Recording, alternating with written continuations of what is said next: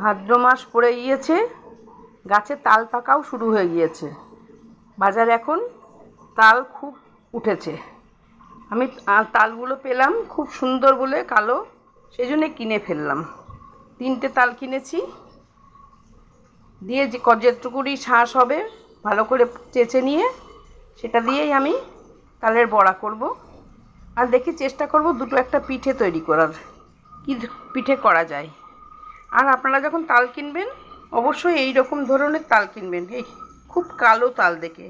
যে তালের এখানটায় লাল থাকে সে তালগুলো কিনবেন না।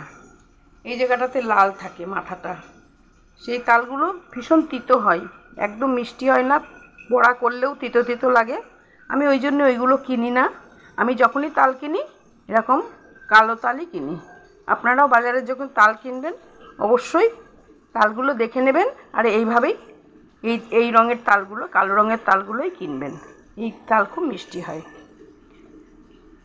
এখন এই তাল দিয়ে একটা আমার ধাঁধা আছে, দেখি কে উত্তর দিতে পারেন। এরাও মাঝি ওরাও মাঝি, তালতলা দিয়ে যায়, একটা তাল পড়লে পারে, সমানভাবে খায়। এখানে ঝি বলতে মেয়েকে বোঝাচ্ছে, মা ঝি। এরাও মাঝি ওরাও মাঝি, তালতলা দিয়ে যায়, একটা তাল পড়লে পারে, সমান ভাগে খায়। বলুন তো কি হবে?